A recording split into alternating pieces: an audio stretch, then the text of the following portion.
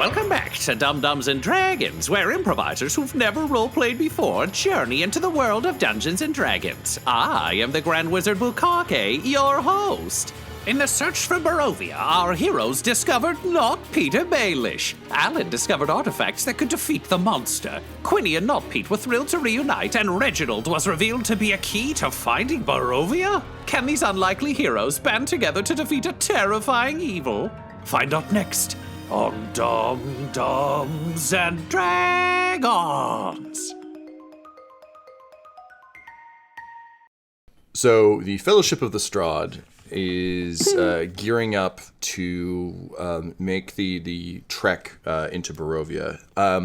As Not Pete and Dice Thoreau have explained, Barovia is less a geographical location now and more sort of an ethereal plane that is controlled by Strahd. So it's not like, you just walk due west for like 20 minutes and it's like, oh, well, there's the sign. I guess we're in Barovia now. We did it. Instead, you walk sort of deep into the woods and sort of find your way from there. Is there any last preparations you want to make at the camp before you go? Unfortunately, you will not be able to bring your glamping tent as the magic. It's so magically inclined that if you were to try and bring it through the barrier, it would likely explode. I mean, like I knew that, like I knew that, but it doesn't stop me from feeling deeply disappointed. I just want to take a read through the book. And see if there's just like a quick flip through. I'm like, any fun spells that I could learn that could help me. I don't know. just quickly over Alan's shoulder, Not Pete's like, if you flip the pages like down at the bottom, you see a kid like turn into a platypus like the Animorphs books. Yeah, and then, try it. It's majestic, and in doing so, you're filled with childlike glee. And you just know in your heart of hearts that there's no way this series can end with a bleak statement about the futility of war. It's going to be just fine. Not Pete hasn't read the last book yet, so he's just like, oh, it's going to be great. I'm sure they'll find a way to defeat the Yerks. I can't wait for him to get out of that bird body. Bias is kind of my guy, Yeah. I am like, I have been having like a growing annoyance that like, I relied on the glass staff for so long to protect me, and now I just have like fucking nothing. So yeah, well, don't worry. Next time you get to a major city, you can just go to the local Magic Indigo and just pick up whatever you need there. And a copy of Animorphs. Reginald would like to invite Alyn to go for a walk. Give Quinny and Not Pete some time to catch up. The camera pans to Crocodile Dentist. And just Quinny and Not Pete just like locking eyes and like nodding their heads slowly. And then can I kick it? Yes, we can. Just like somehow starts playing. Yeah, it's from the old gramophone in the other corner. yeah, sure. I mean, I'll go with him. Shit, this guy's with us now, apparently. Might as well hear what he has to say. And with that resounding act of companionship, enthusiasm, the two of you step outside. Great. So Reginald would just like lead Alyn away from the camp where it's not like having a conversation where everyone can hear, and just be like, "So, how are you? Seems like everybody's really caught up in this whole Not Petyr Baelish thing, but I mean, your sister's been kidnapped by vampires, which is weird." I mean, she gets into weird shit all the time, so whatever. Oh, so it's normal. All right, so you're not worried. I mean, well, I'm not that worried. Valid. Just wanted to check in on your feelings. So how do you feel about this Quinny guy? You mean like my traveling companion for most of the past, I don't know, 3 years? Something like that, yeah. Well, I mean, that plus also, the king who gets to decide everything we do. Yeah, I know. I mean, like, it's funny you bring that up. Like,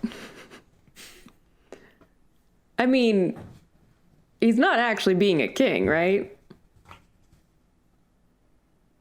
I'm kind of new here. I don't know what kings do, but last night, okay, where I'm from, everyone who's in charge tends to threaten to kill you a lot, and they don't really want feedback, and then they'll randomly just kidnap you. And last night, Quinny tied me up, threatened to kill me if I failed, and told me he didn't care what I thought or wanted. So for me, it's pretty much exactly what I expect from a leadership figure, which means, and you may see this, but now I know exactly how to deal with them, because I've been a general in the Horde before. Go Horde, sorry, gotta get over that instinct. But what you do is follow the exact letter of every order, and you agree with everything, and then you establish yourself as so incompetent, they'll stop asking you to do things.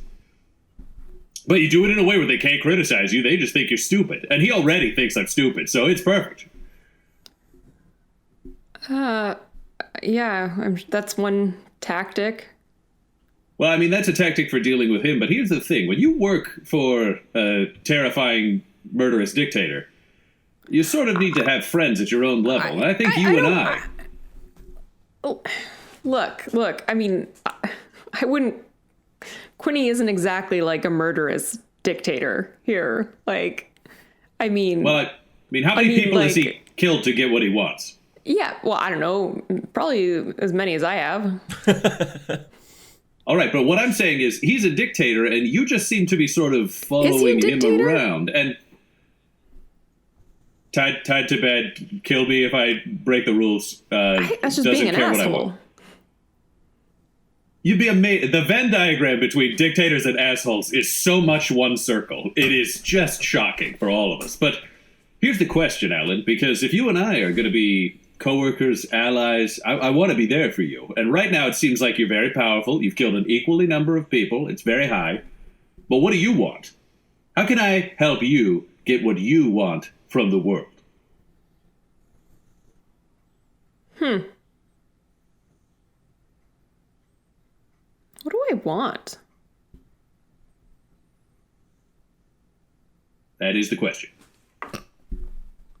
I mean... Pie in the sky, you can have anything. What do you want?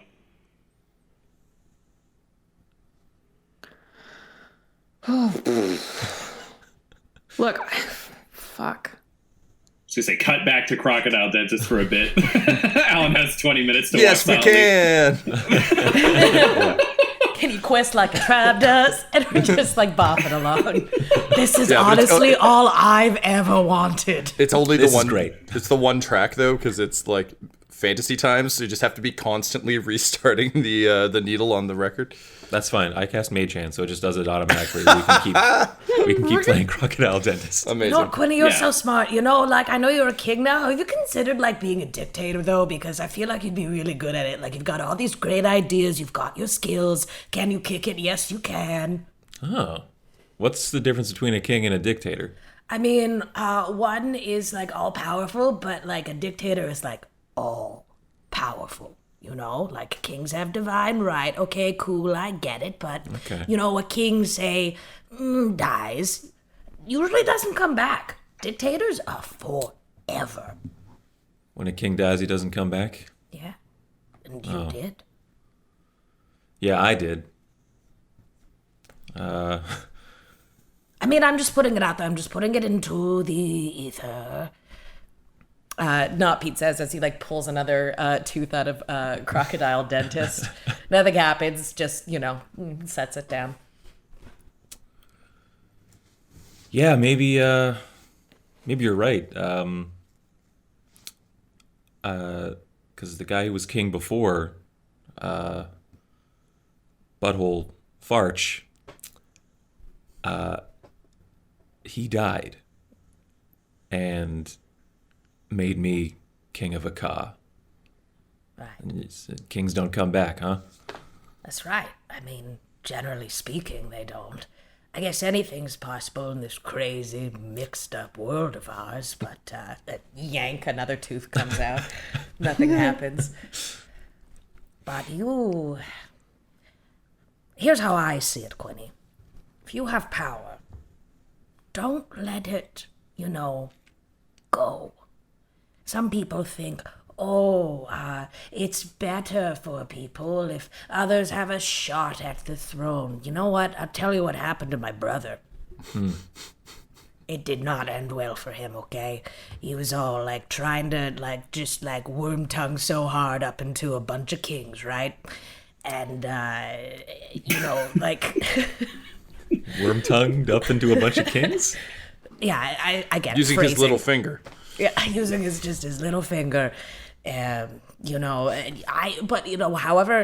the way he chose to live his life, I support it fully, 100%. But at the same time, it didn't end up very well for him because kings are constantly changing. Whereas if you have one person, one set of ideals, one way of ruling that people can understand. Okay, granted, you look at someone like Strahd and you're like, ooh, yikes, you don't want that forever at all. Okay, yes, that can go badly, but I'm not like Strahd, right? You're not at all like Strahd. You're a good person who can do bad things, but for the greater good. Yeah. And isn't that what we need in these troubled times? That's how I've been trying to see it. Thank you. You're welcome. Sometimes you just need a good friend to be the spectacles to make your vision as 2020 as possible. Yank. Ow. Smash cut back outside to Alyn, who hopefully has figured out what she wants.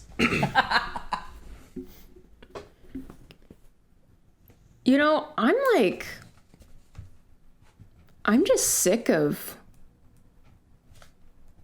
finding ourselves in places where some asshole has just saying well, this is how it's gonna be. Fuck everyone else and fuck you. So you want to kill all the assholes, or you want enough power that nobody can tell you what to do, or what's the core jam? Look, that's I'm not like power hungry or anything. That's ridiculous. No, you want it for a reason. But it's take Quinny. He's a king now. And yet he's going to help rescue my sister? I don't know. It just seems like a wasted opportunity to me. I'm just saying. Well, which part of it's wasted? That he's saving your sister? I don't understand. No, that he's not doing something more important. Oh, that's true. This does seem kind of like it should be a bigger deal for you than for him. It's kind of small potatoes on the national security front. All right, so what do we want to get for you then? We want you want to become a champion? Is that it? Some sort of avatar for authority or justice or something? God, no. All right, so what I'm getting from your wants is you're not crazy about Quinny, because it seems like it's mainly just critical of him. No, Quinny's great, and he's been thrown into a crappy situation. Ah. So you want to make Quinny's life better? You're drawing weird conclusions. No, I want just fucking life to be better. Okay, so you want things to be better for you. If you had to choose 3 things that are the worst about your life right now, what are your bottom 3? And then we can just focus in on those. Jesus. See, there are assholes who are more powerful than you, so we gotta get you more powerful. Okay, that's a check mark. Just running around aimlessly. What are we doing? Okay, so you want to be able to pick where you're going and have it mean something. I guess so. Okay, what's the third thing? Fuck, I don't know. Really putting me on the spot here. Like, And with what the hell? that, Not Pete and Quinny emerge, gently rubbing, like somewhat sore from crocodile dentistry hands, both from the intricacy of the tooth pulling and from the occasional snapping of plastic jaws. And sort of a heavy cloud cover has rolled in over the sky, and Dice does that weird golfer thing where he just like licks his finger and holds it up to the wind, and he's like, "Ah, yes, perfect conditions to pass through the mists into Barovia." Then he looks to you, Not Pete, and he says, "You have been a tremendous mentor to me, and I'll never forget all the ways you showed me you can defeat old people with thunder waves. Dicey. Truly was a tactic I had never considered, and I will always remember fondly our one-track listens while we played All Wheat. I will keep your All tent Wheat. safe, and I will hope and pray for your return. But Not Pete, if this is truly goodbye, I just want to say thanks for all the wheat." Not Pete licks his finger, like, puts it up to the air and said, "Well, Dicey, these are perfect conditions for making me cry." And then he embraces you warmly, and then sort of like wipes a tear away and starts ordering people to pack up the good cook stove, which honestly is very large and complex. It's a proper Dr. Seuss nightmare. So people start like unscrewing like weird twisty tubes and all sorts of weird bullshit. And like fondly, just Not Pete, just like, "Oh, we lost so many people carrying that up so many mountains." Yeah, there's just memorial engravings along the side. And with that, Quinny, you kind of realize you walked in on something as Not Pete is saying farewell to Dice Thoreau. What do you say to your companions before you go? My companions like Alyn and Reginald? Yep. Yeah. I'll just say, well, if you two are ready, I think whatever's about to happen is going to happen to get us into Barovia. And, I was thinking, if it's so hard to find, maybe that Captain Plantier guy won't be able to find us in there. Maybe we can, hide out in there for a little bit while we figure out what to do about him. Go King! And at the same time, Donkey Jr. jumps up and kicks all his legs out and goes, hee-haw! And it's like rhythmic. Yeah, you trained Goblin Jr. on the parade routes. Donkey Jr. trained on the floor routine. It's a similar skill, but different. And Alyn, how do you respond?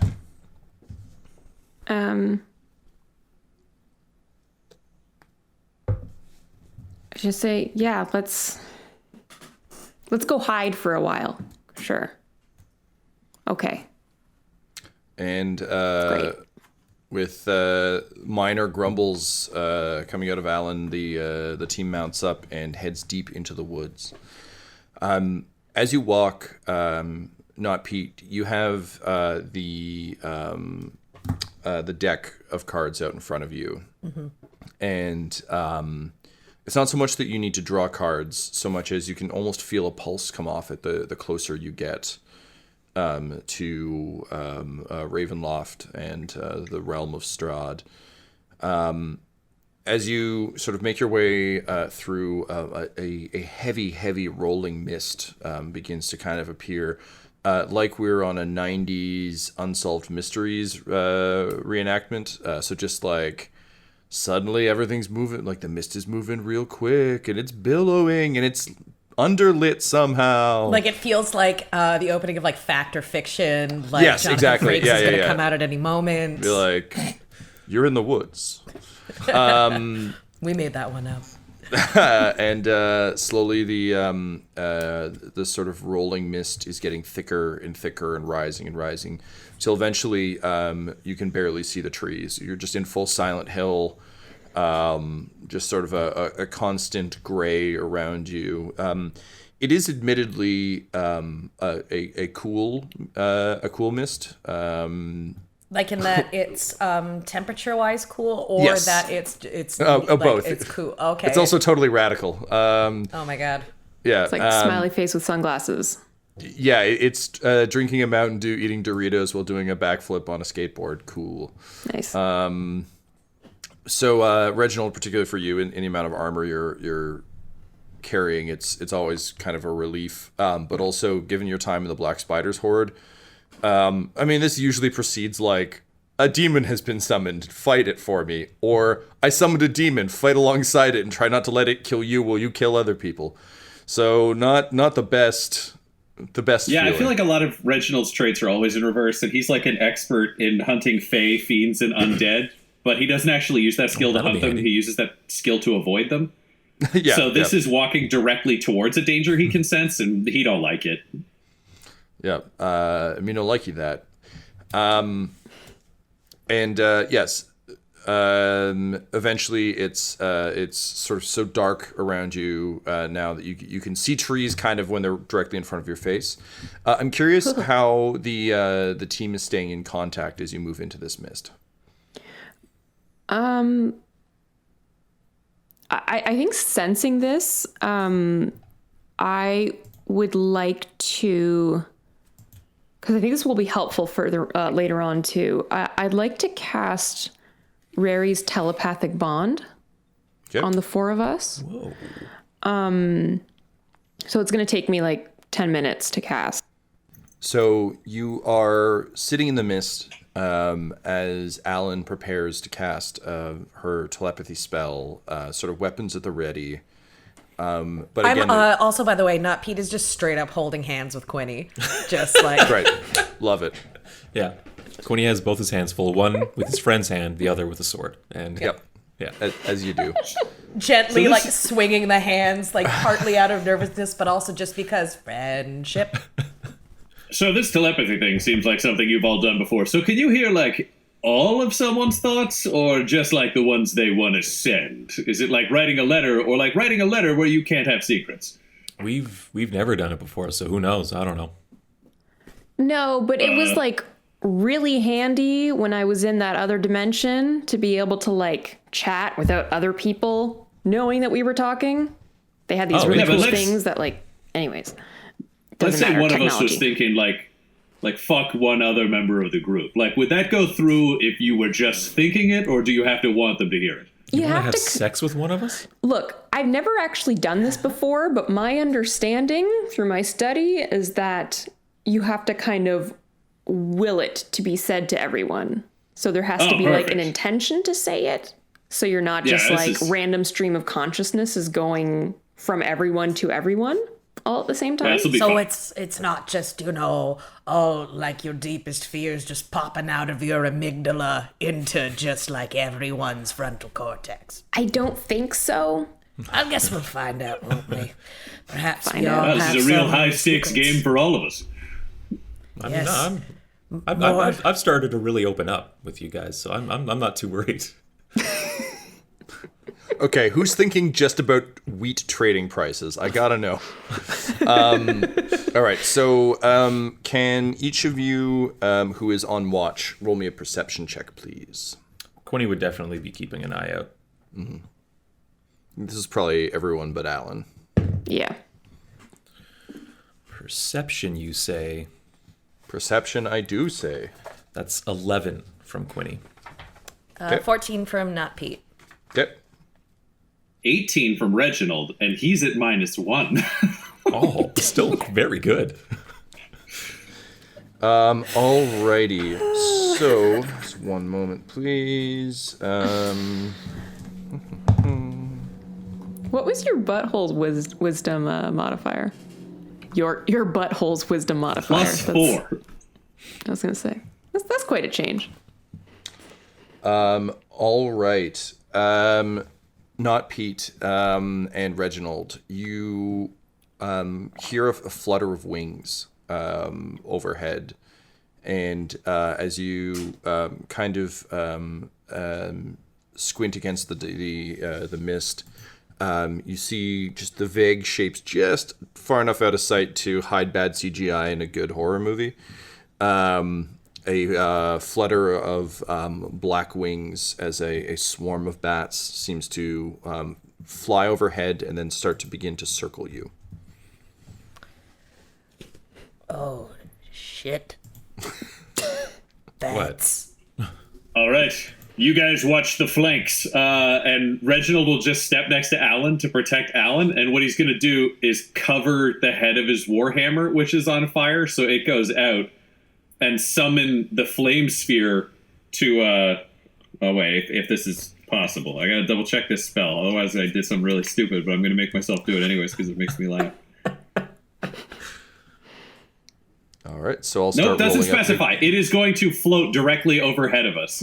So nothing can come down towards Reginald and Alyn. Great.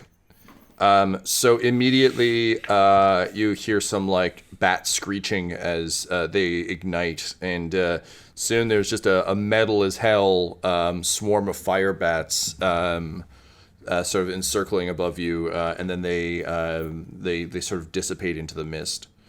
But the artificial sun continues to glow there as, Alyn, you continue to do this. I imagine this is a bit mentally like working a switchboard, where it's just like that's finding exactly what I was thinking. Yeah, okay, great. It's like so you're trying to like each person, it's like a my mind to your mind. My thoughts to your thoughts. No.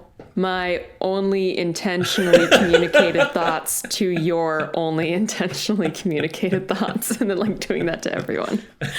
I'm actually kind of astounded that the Vulcans didn't put that amount of specificity in. It really seems like an oversight for a society that's like that obsessed with wording. It's just like, my thoughts just, oh, hey, no, stop thinking about my bulge. I don't know. Stop that. Oh, my boy. mind flooded with your emotions and I can't turn it off. Okay, well, I mean, that means there would have been a lot of really great Kirk Spock fan fiction that would not have been written, so let's think of that, okay? True say, yeah. Protect the children. And also, B, just because they're logical and super smart doesn't mean they're perfect. Societies, evolve over time. It's true. It's kind of a nice little window into who they were before they got real serious about logic. Yeah. Wouldn't it be illogical if we kissed right now? Unless. Mr. Spock, why do you keep thinking pawn far, pawn far, pawn far when you look at me? No reason, Captain. My mind to your mind. My butt to your butt. Yes, the Tina Belcher version. I like it. Great. So, Alyn, you're in the process of doing that, and you certainly can still hear the flutter of wings just out of sight, but the glowing orb of fire seems to be enough of a deterrent that you're able to complete the ritual in peace. So once you have switchboarded all the brains together, all of you kind of feel that additional ability now of, again, in Metal Gear terms, it's sub-vocalizing. In mental terms, I think it really would just be if the intent is there. So mechanically for us, obviously just qualify like, all right, so like I think to the group, blah, blah, blah, blah, blah. Because otherwise we will assume it's just to you to avoid any hijinks.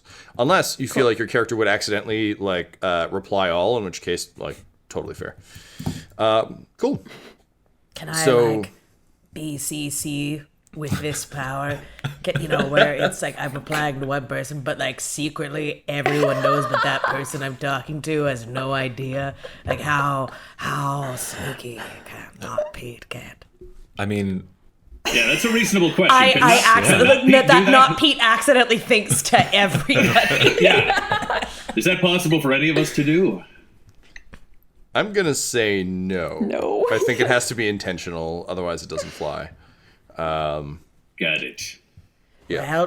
Well, you've got to figure out the boundaries of the system to understand its parameters. Okay, so we know what? We know that. We know that now. We know that. We got to know the rules before we can break them. A single burnt bat falls out of the sky. oh, you got one. Not Pete kind of picks it up, and it's still hot.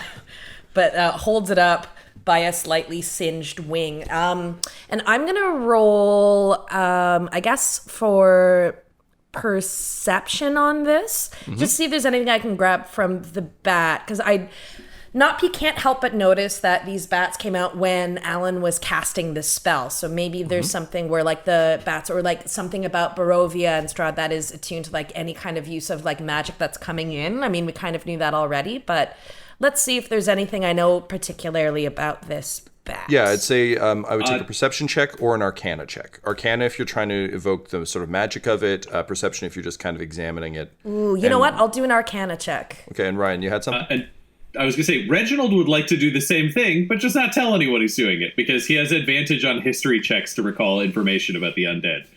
So Okay, if it's any way vampire linked, he might And know. I just think aloud, I really miss being a bat. Fucking Xanthus stole my fucking cloak of the bat. I want it back. And Quinny says, oh, you got one. And Not Pete just kind of like swings their hand, just like, yup. So I've rolled an 18. Great. Yeah, so, Kat, you can very quickly ascertain as you kind of reach out with the force and flick its wings that this does seem to be, this isn't a natural creature. It's not a natural creature. It has obviously manifested in flesh and blood and can be injured as such, but for lack of a better term, you don't sense any soul's probably the wrong term, but it seems, despite being flesh and blood, almost like a shell, like it's an artificial thing. But it does definitely seem to have been attracted by the use of magic. Incidentally, it's the same way you're using the Taroka deck. There definitely seems to be, particularly within the mists, a higher probability of sort of magical entanglement. So yes, I think it would be safe to say that within the mists particularly, any use of magic will draw attention. So here's what's up, everyone. These bats are not, typical just, mice that fly. These were sent, if anything, as scouts. This mist is able to sense when we are using magic. It acts almost... Our magic acts as a beacon, flashing where we are to Strahd and to Barovia. We needs must tread carefully. And in his head, having rolled a 19, which was essentially the same number, Reginald just thinks to himself, interesting. Not Pete is also not an idiot. And Pete just moved up a notch in the team thought. just to himself, Not Pete is just like, I am so fucking smart. I am so good at being smart. And I Does just, it make like, it into the gratitude journal? I'm gonna have to write that one down later. Oh, sure, just remember, Pete, you're doing great. I just kind of tramp over to like the side of the path we're following until I see like a felled, like slender limb of a tree. And it's like, finally, I just need like a staff again. If I can't use magic, I just need to hit something, I guess. Cool. Yep. Very frustrating. You pick up a +0 staff of fallen discarded wood. It's good Sounds for right. walking, bad for hitting. Yep. Ryan, the piece I'll give you off your 19 because I think recalling the history of something like this will act slightly differently than trying to ascertain the sort of the reactivity of it that Kat was looking for. Okay. From the history of it and your experience with vampires, because you probably knew a bunch, these it's possible, particularly when there's a lot of like weird necromantic shit going on, for essentially false beings to be created. The term in the Horde was shells, and the idea is that it's entirely possible for creatures of many sorts, and you would often see this with raised with bodies raised that like the essence of the person didn't return to them. These bats kind of feel like that to you. They feel like things you've definitely seen, whether it's wolves or bats or snakes or like any number of summoned creatures. They have no essential essence, no ether, no spirit. They are just thralls. And Interesting. Based on who you were serving with, like, this isn't uncommon. Cool. I think he wouldn't share that. But I assume good for him. So. Him/me to know. Yep. Wicked. So with that, you moving a little bit more cautiously, you continue along. Basically, there's no way to tell now which direction you're going. It's just kind of a forge forward as best you can kind of situation. You encounter the tree that Alyn broke her staff off of 3 more times. But each time it's coming from a vastly different direction, despite the fact that you're still moving directly forward, which is somewhat concerning. And then after what seems like a couple of hours, a light rain begins to hit your sort of sprinkle you as you walk.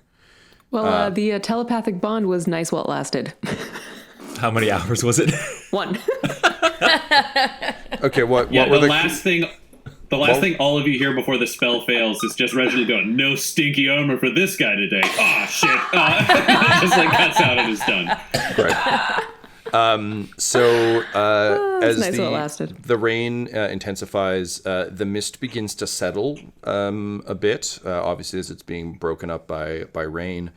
And you feel it crunching under your feet. And as you look down, you realize you're treading on bones.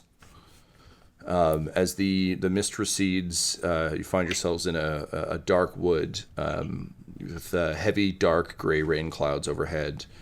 And amidst the sort of tangle of undergrowth, there are all manner of bones. It's not like a solid like Terminator 2 like mountain of bones, or Age of Apocalypse if we want to deep dive into 90s garbage.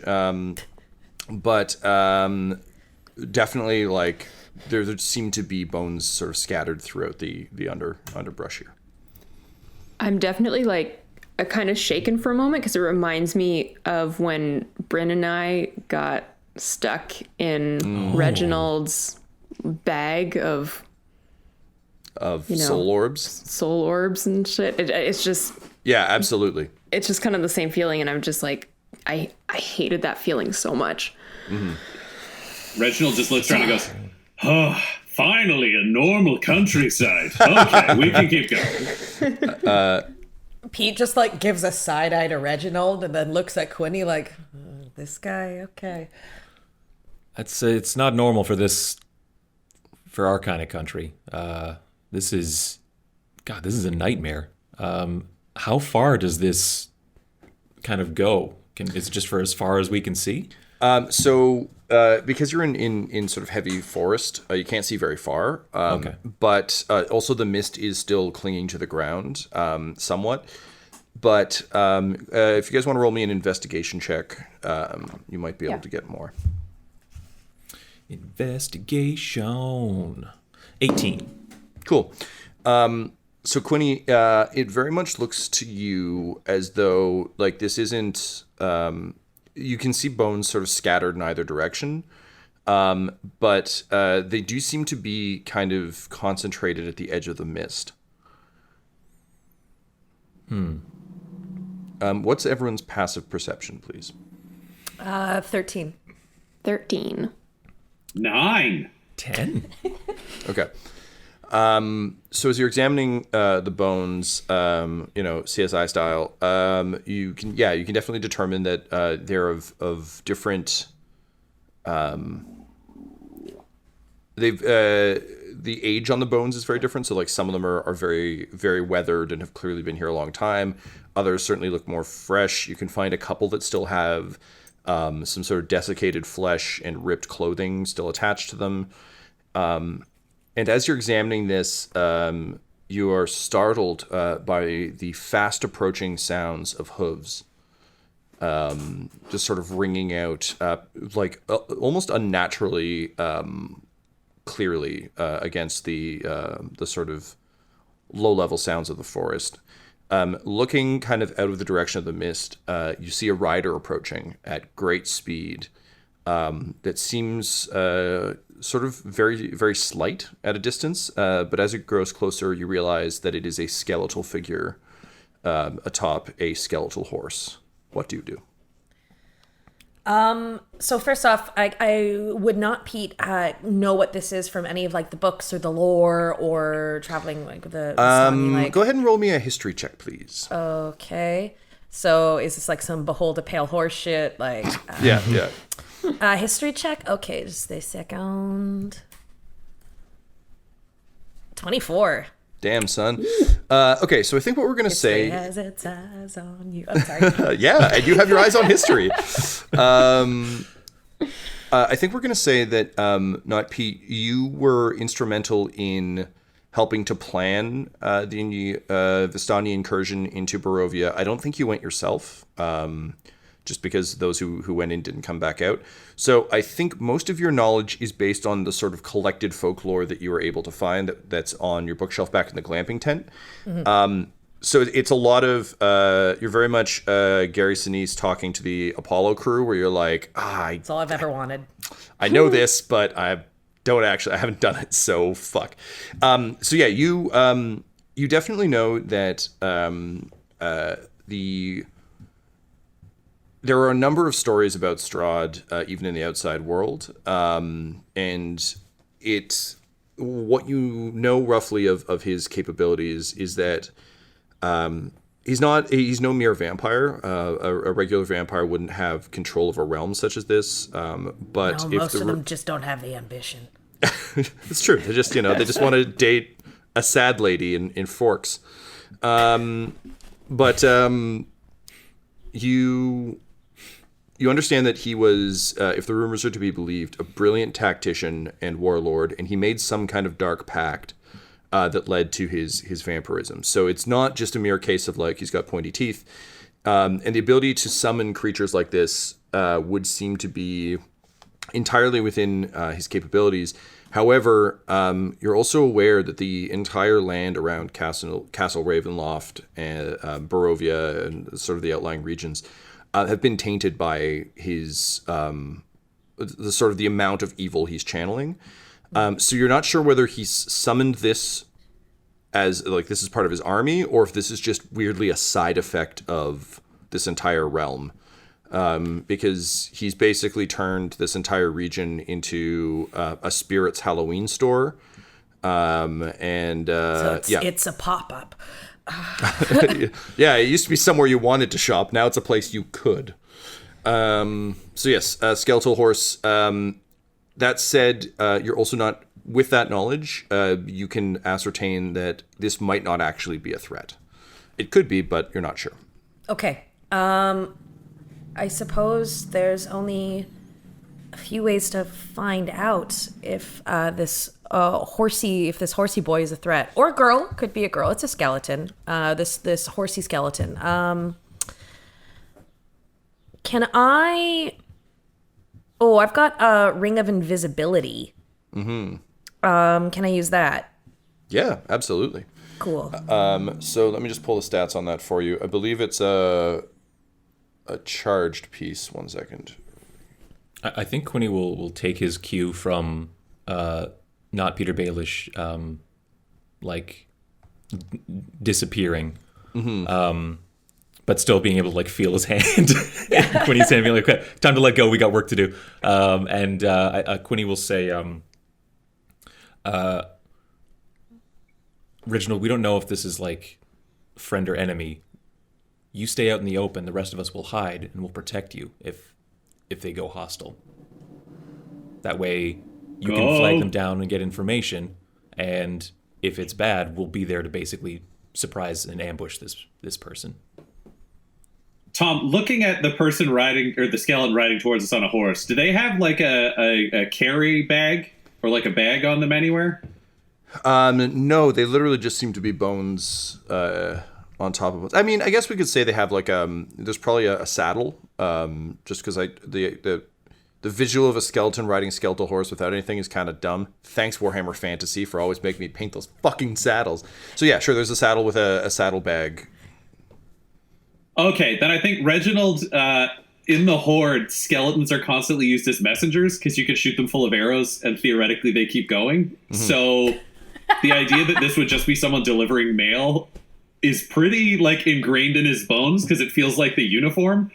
So he thinks everyone's being an idiot currently. And we'll just be like, okay, go king. Got it. And he'll step out into the road and raise a hand and be like, oh, messenger. So Quinny will try to hide too. Great. And encourage Alyn to hide if Yeah, I will. Okay, so I need stealth checks from the two of you. Kat, the Ring of Invisibility, because it's a dope-ass legendary item that you found in one of your amazing side adventures that are covered in our sister series, The Adventures of Not Petyr Baelish, that exists only in our hearts. And minds. If you cast... So basically, you can cast invisibility on yourself as an action. You can step out of it as a bonus action. It does not have any limited uses. You can do this as much as you want, which I will come to rue shortly. But basically, it's classic video game and or fantasy game rules. While you're invisible, you can't take attack actions. If you're hit, you'll drop out. All that usual fun bullshit. Great. So... Yeah, you remain invisible until the ring is removed, you attack or cast a spell, or until you use a bonus action to become visible again. Okay. And I think we'll add the caveat that if you're hit, you'll have to roll to keep it up. Sure. Just to make life a little Yeah, bit like maybe it does that cool thing where like you get hit and it's like you can like it glimmers and you can kind of see me and Yeah, we are totally. 100% on the same page about how cool invisibility shit works. As it turns out, I think have we both played what are they called? Video games?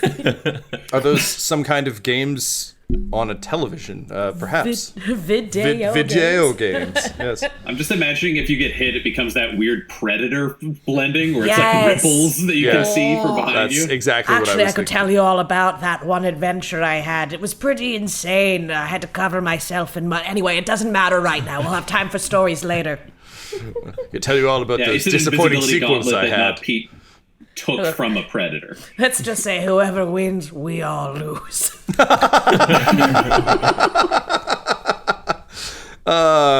Yes. So Not Pete, you just kind of blink out of sight. I'm going to get you to roll me a stealth check if you wouldn't mind, Kat, only because since there is rainfall, you've got a bit of the classic how do you beat the invisible man thing going on. Right.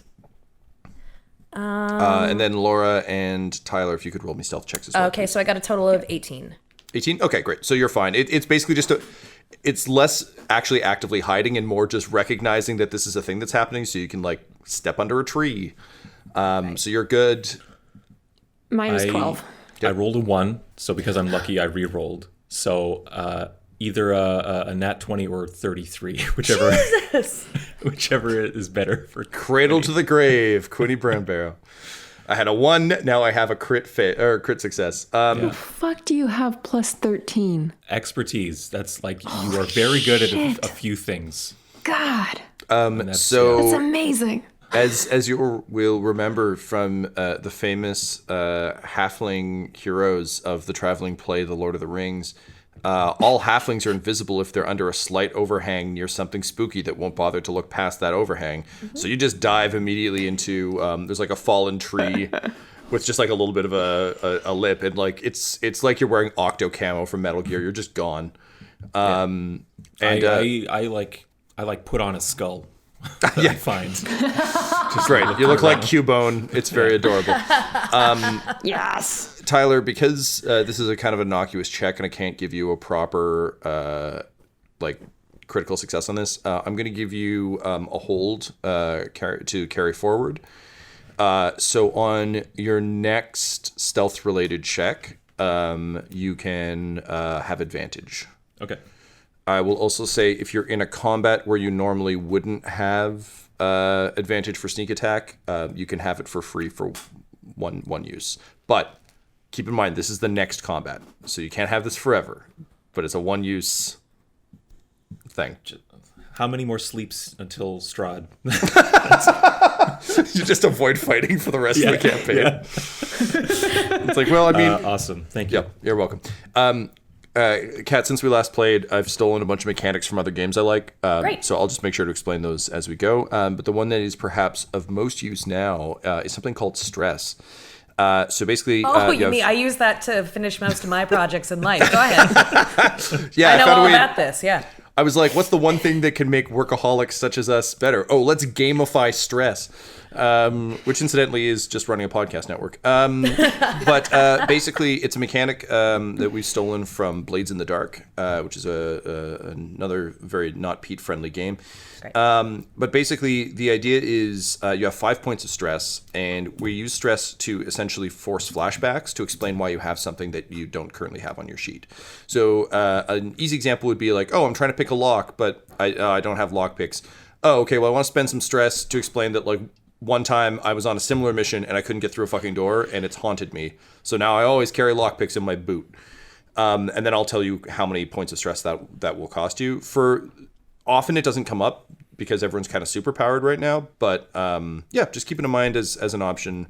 Or if it's, if it can even be something like, I want blasting powder. There's no reason for me to have that right now. Here's why I would. Okay. So yeah, just for your tool belt. Noted. And that's going in the gratitude journal.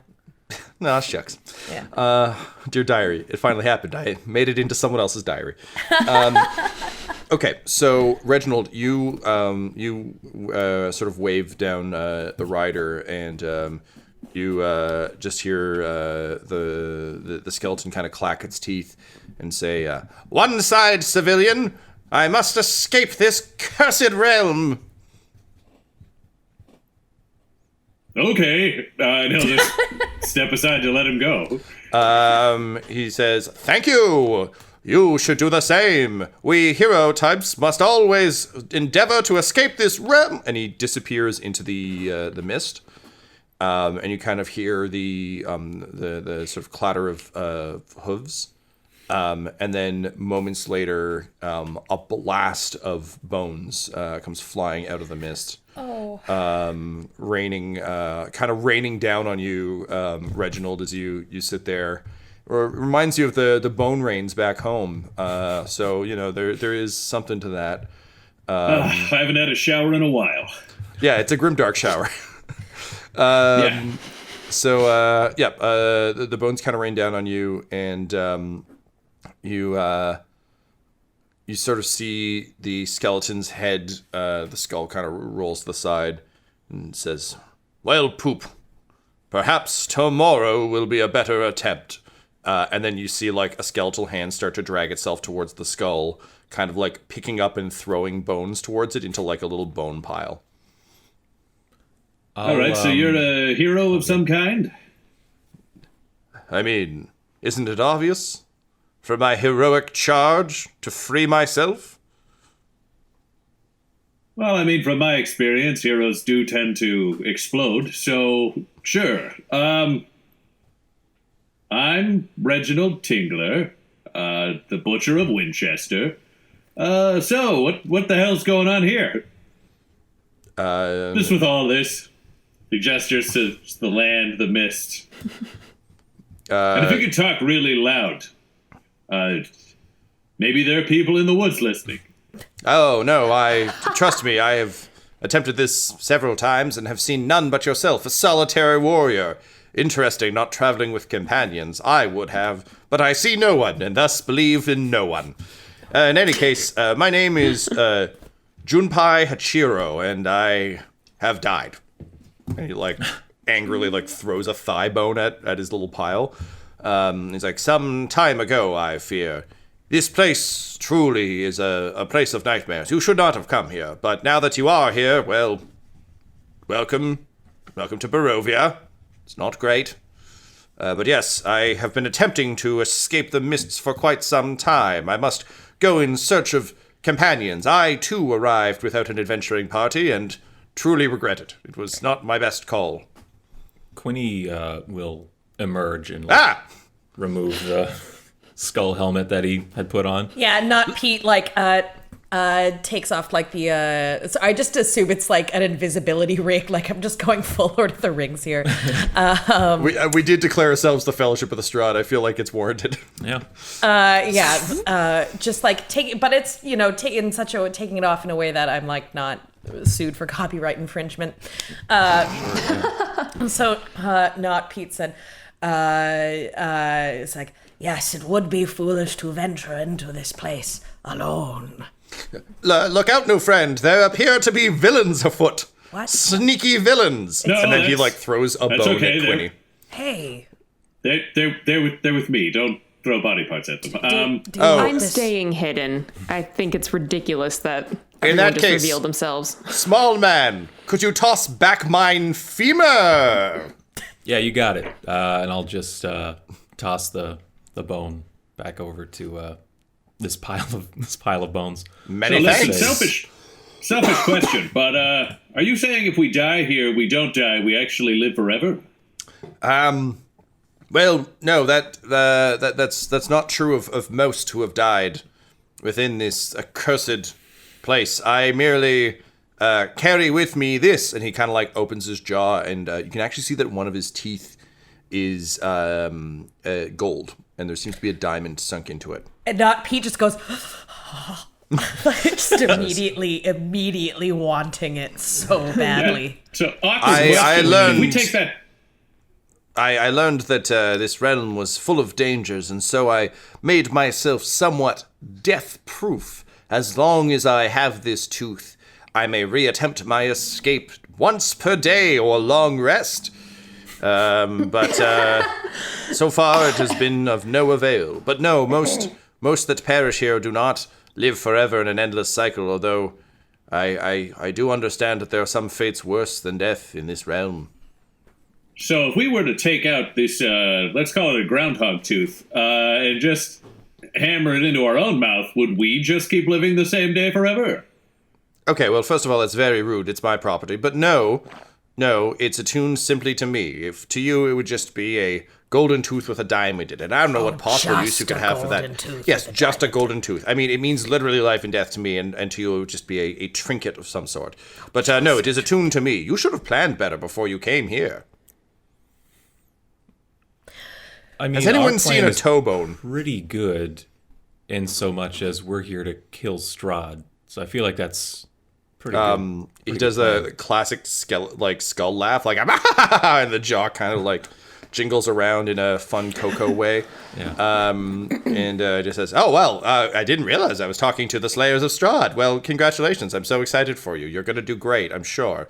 Your sarcasm is not appreciated. Also, how are you talking? Like, where are your vocal cords? It's all in the tooth. Oh, wow. Fair enough. That's wow. some tooth. That's pretty It cool is. too. I paid dearly for it, but in any case, Can I get the name of your dentist? yes, it's Dr. Stephen Crocodile. He is a dentist. Yes. And where does he live? Oh, he is You want to know where his home is, not his business?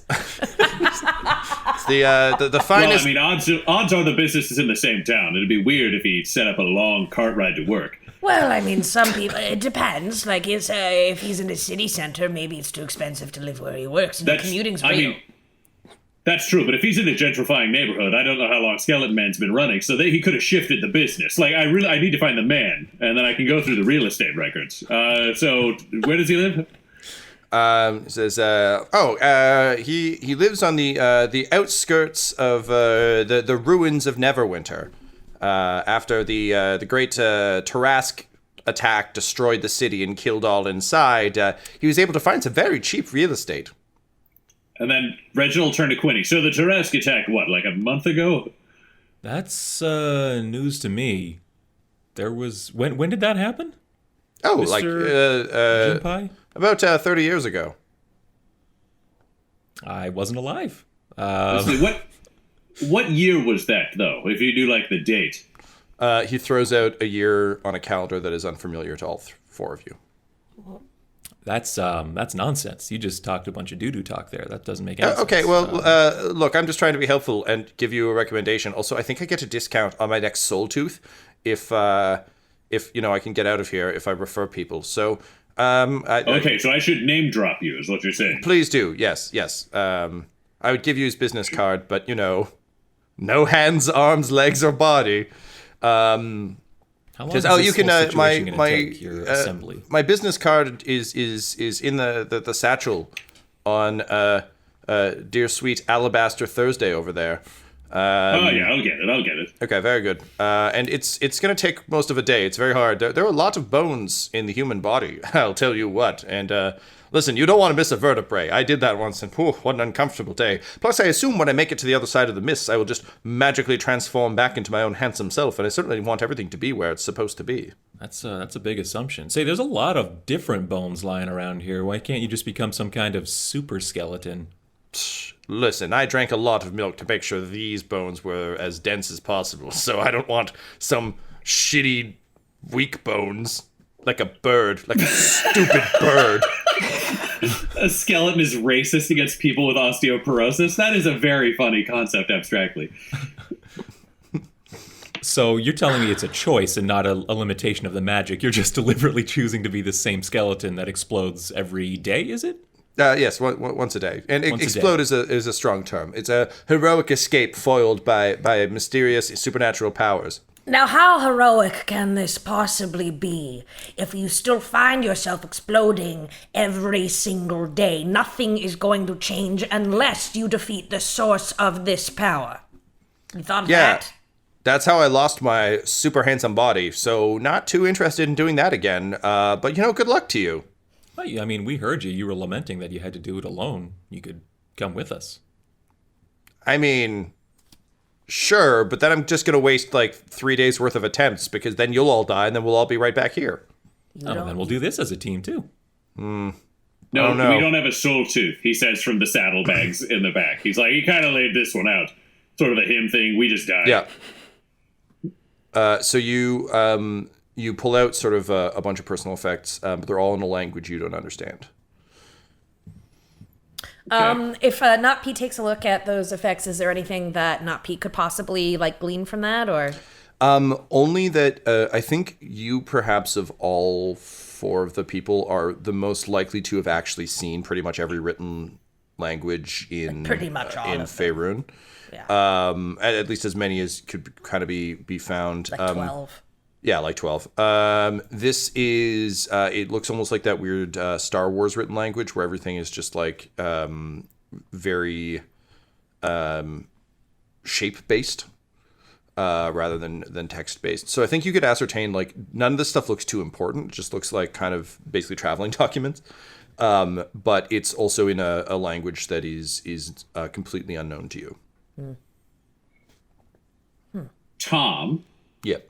Because everything's a little bit Calvin Ball, I just want to throw this out there. Would it be possible to spend stress to have searched the saddlebags before I showed the group anything to see if there was something magical that Alyn might like? Because Reginald exists in a world of, I don't know what kind of hero this is, I need Alyn to be my friend, Alyn wants magic, I'll steal something. Sure. Can you roll a sleight of hand check?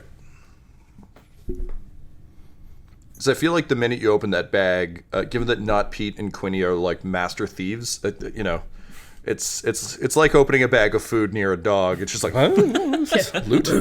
If you drop that on the floor, I'm going to eat it. Such a master thief move. So 10, Ryan, you don't find anything. You get the sense that Hachiro is likely a warrior. There's, some of the stuff you would expect to find basically in your own pack. So oil for the blade, a whetstone, that sort of thing. But there doesn't seem to be anything magical. Also, you note that he doesn't have a sword. He has no armor. He literally just, it's him and his skeletal horse, and that seems to be about it. So I step out and I just say so are you gonna show us to whatever castle fortress thing Are you going to show us the way or not? I mean, no, I'm doing my own thing. I'm the main character of this story. You're just a bunch of people who are a fun encounter for me Hey, on my adventure. How dare you call me an NPC? I have a rich inner life. I'm sure you All do. right, so maybe if we're not important, you can help us with our side quest then. We're looking for 3 items. They're called the Devil's Tomb, the Icon of Ravenkind, and the Sun Scythe. And you know what? You could really improve your heroism if you could give us directions to find those. Okay, well, I've never heard It's a quick side quest. of any of those items. Although they do sound like a worthy side quest. I suppose I should have power leveled before I went to face the demon. Did you face Strahd? Did you I see did. the man himself? I did. He is strikingly handsome. That's great. Look, where it sounds did like you an encounter unimportant him? detail, but really, when you see this guy, you're gonna know what I mean. But I encountered him I was at a winery, the Wizard of Winery. I burnt it to the ground as I fled in the hopes of destroying the Devil Strahd, but he swept down upon me. And the skull kind of like tries to lean in, but he's just a skull, so the skull just awkwardly rolls forward, so his face is down. And he's like, "Oh, well, okay." He's very handsome, but he was incredibly badly dressed. He had a real scarecrow thing going that was kind of bizarre. Big straw hat, plaid shirt, and burlap pants. It was very strange. I don't know if he was just fucking with me or what the deal was. But yes, I attempted to attack him in combat, and he bested me. He and his wolves. Oh, he can summon wolves. Watch out for the wolves. They look like normal wolves, but they are very strong. Anyway, I burned the wolves aren't. Don't worry. Donkey Jr. and I are ready for wolves. And he pats Donkey Jr. on the head. Because Donkey Jr.'s people beat the wolves in the Donkey Wars. It's true. He goes, "He's Snarf." And then like has his eyes go wide, and the slotted blinds hit him like Seymour Skinner thinking about Vietnam, and we just hear the sounds of like "oh, hee-haw," and then like gunfire and screams. The platoon theme starts, and Donkey Jr. just stares off into the distance and just goes, "He's Snarf." Yeah, we zoom into his eye, zoom He's back Snarf. Out. He's riding one of those fan boats in Vietnam with a machine gun. Zoom back into his eye. And CCR is playing in the background. Yeah.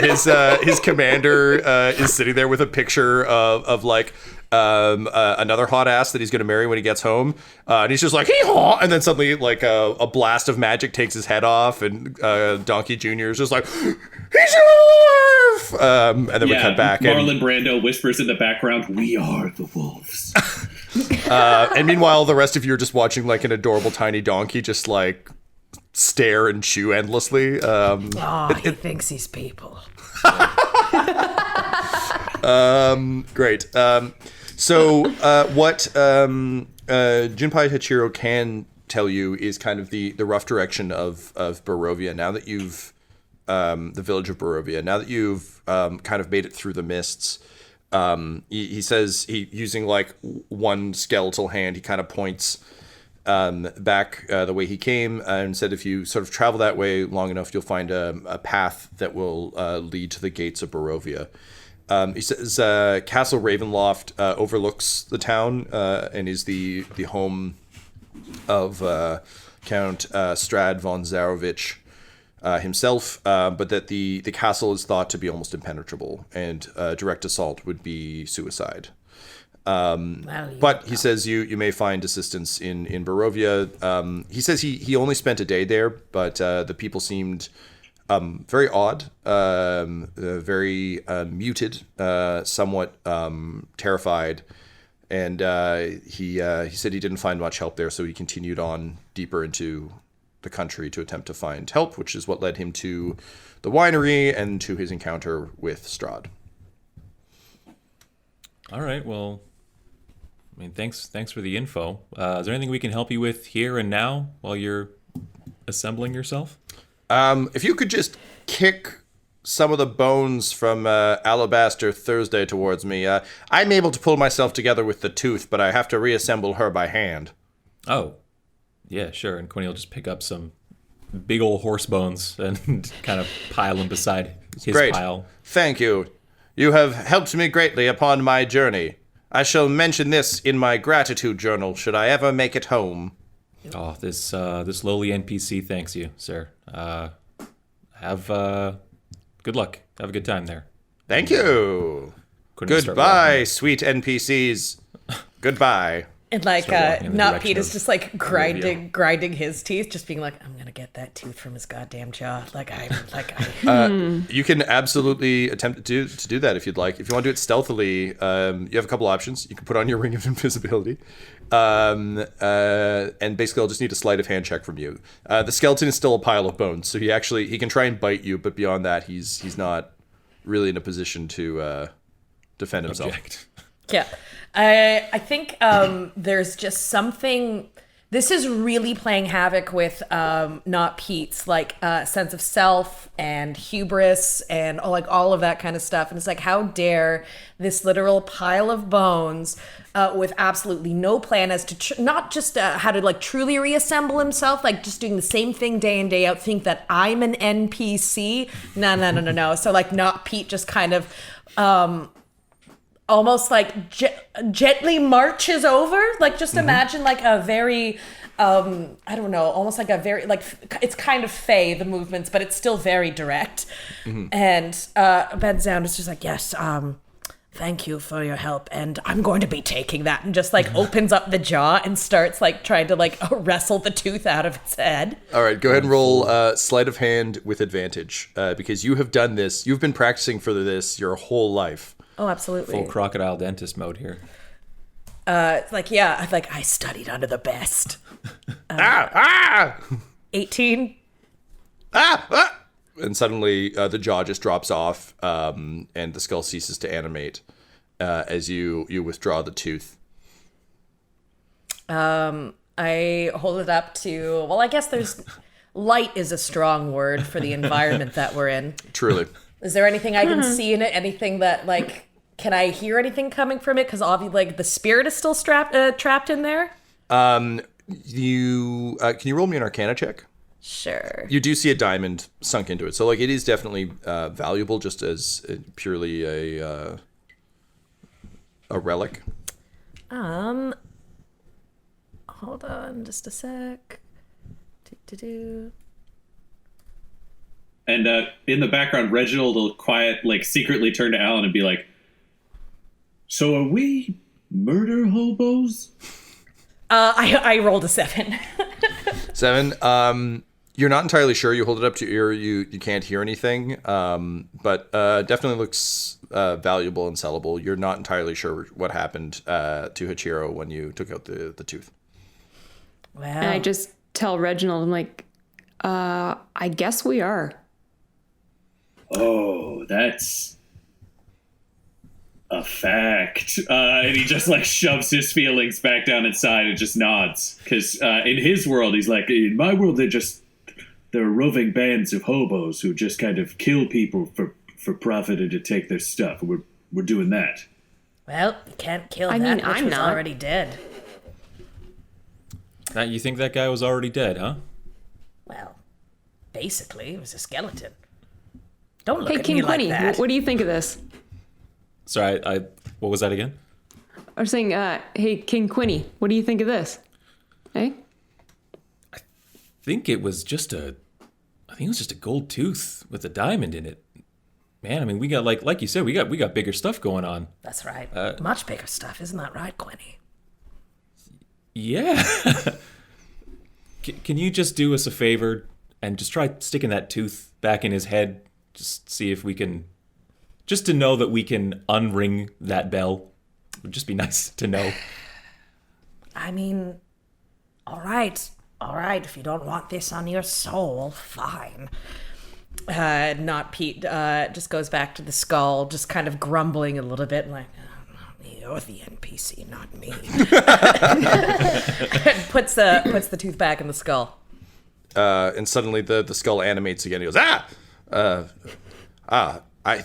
for a second I thought I had escaped this realm. I knew peace, but now I'm back here. I will do a musical episode to explain my feelings, and then Yoink!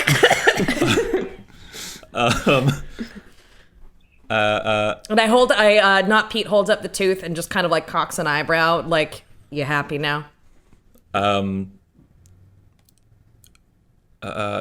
This is something that I'm confident Quinny and Not Pete would know about each other, but I just want to confirm for rules and stuff like that, Tom. Does or even if Kat knows, does Not Petyr Baelish know or understand Thieves' Cant? yes, I think that's a safe. I mean, correct me if I'm wrong, Kat, but I would say that's a safe bet, given that all sort of like technically like your class is a bard, but I've always kind of assumed, given your knowledge of the ways of the world. Yeah, if I have a criminal background, that would make sense. Yeah. Okay, then just through some very subtle gestures, Quinny communicates like, we haven't. Tyler, I hate to do this, but as a continuity note, we established that Thieves' Have I Cant. done Thieves' Cant before? You have. In season 1, you determined that it was beatboxing.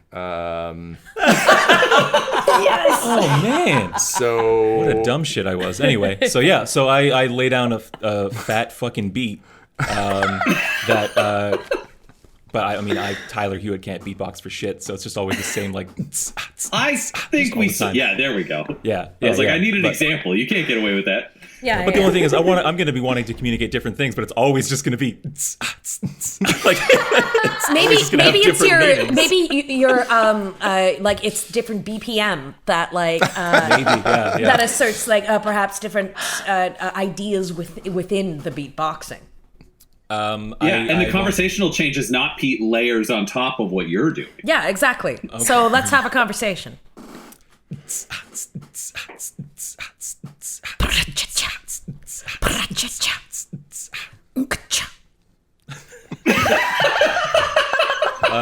what was conveyed during your beatbox? But we can kick it. Yes, we can. But Yeah.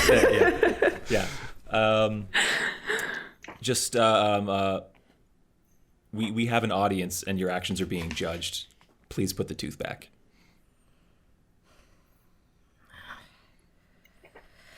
And I just like kind of go back to the skull, just kind of like put some kits, and in order to say like basically saying I'm doing this for you, okay? Because Thank you. Okay. Yeah. And just beatboxing gratitude. It's like, I recognize that, and thank you. All right. Well, let me hear that. So I put the tooth back into the skull. Let's go. Here again. Truly, my escape has been foiled once more. Oh well. And audibly in common, Quinny's just like, good old Not Petyr Baelish. Always just kind of fooling around, knowing exactly how that magic works, and just kind of having a laugh. All right. And we should get going. not Pete laughs like, but like when someone laughs and like the smile doesn't reach their eyes, and he's like, yes, what a jape. And with that, you leave the twice dead Hichiro. I'd like to hang back, Okay. if you don't mind. Sure. Just for a second. The rest of us go, and just you? Yeah, and and I just kind of whispered to Hichiro, I'm like, do you want to be at peace like you were those 2 times? I mean, I escaped twice. I'm sure the next time I escape will be the correct one. Truly, all I want is freedom from this horrible place. Okay, shut up. And I grab the tooth and I pocket it. Okay. "Ooh, this is gonna come back later for sure." And I feel like as he's walking, Reginald is doing that laugh that Michael Scott did when he gave his parting gift to Oscar, and Oscar was like, "Oh, thank you." And then they cut to Michael in his office, and he's just cackling because he's like, "It's the worst painting I've ever done." He thought it was the best I could do. He thinks so little of me. And it's just Reginald kind of chuckling to himself that Quinny thinks he would believe after they clearly, he's taking the tooth. They're having an argument musically. Tooth gets returned, and I'm like, oh yeah, he decided to do it because he knew. But I mean, I think sticking to the way Thieves Can't works is like it's imperceptible. Like we just beatbox for no reason. I'm just saying, as a guy who's worked for a lot of bad bosses, Knowing just clearly, like, yeah, go ahead. I was gonna say, I agree that would normally have been imperceptible, except we had an argument beforehand where Not Pete clearly didn't want to give it up, and then there was beatboxing, and then gave it up and claimed it was for kind reasons. I think you can do the math. As we're walking away, Quinny will just sidle up to Reginald and say, "Hey, good work back there. Way to keep your cool with that skeleton messenger. Look, you seem really comfortable in these bone fields and stuff like that, but I just want to say skeletons riding skeletal horses are usually super bad news where we're from. So, way to keep a cool head. Just want you to know I saw that. Gonna remember that. You're doing better." Thanks, King. Go, King. And Quinny's like eyes narrow. He's just like, he keeps saying that. And with newfound feelings of, nope, still the same feelings of vague unease, and with Alyn with a fresh pocket full of tooth, the Fellowship of Strahd approaches the gates of Barovia. This episode of Dum-Dums and Dragons features the voices of Ryan LaPlante at the Ryan LaPlante on Twitter, Tyler Hewitt at Tyler_Hewitt on Twitter, Laura Elizabeth at EL Hamstring on Twitter, our amazing special guest, and our fantastic DM Tom McGee at McGeeTD on Twitter. This episode was edited by Ryan LaPlante, and all of Dum-Dums and Dice's art is by Decapitated Markers, or at Decapitated Marker on Twitter. That's MRKR. Our theme songs are And Now for That Massive Coronary and Skipping Through the Orchestra Pit Part 1 by Peter Gresser, and our ad music is No Control and Chiefs by Jazzar, JAHZZAR, all available at freemusicarchive.org. When it comes to Dum-Dums and Dice, you can visit our website at dumdumdice.com. Our Twitter and Instagram are at dumdumdice, and on Facebook at facebook.com/dumdumdice. But most importantly, we've got merchandise at redbubble.com/people/dumdumdice, or you can join our Patreon at patreon.com/dumdumdice. That's DUMBDUMBDICE. Now I'm off to do more magic. See you next episode. Dum-Dums and Dice has to give a special thank you to the supreme beings of our Patreon at this time. Christian Menicola, Long, the Half-Blind Prophet, James Cuellar, DM Rob, Christopher Little, Olin Anderson, Sue One, Devin Boyce, George Dolby, One True Artistry, Orion Birchfield, Lord Abradovic, Noel Louis, Anthony Griffin, and Jill and Noel LaPlante. If you want your name to be added to this list, you can join our Patreon too at patreon.com/dumdumdice. Thanks to them, and a little bit of thanks to you.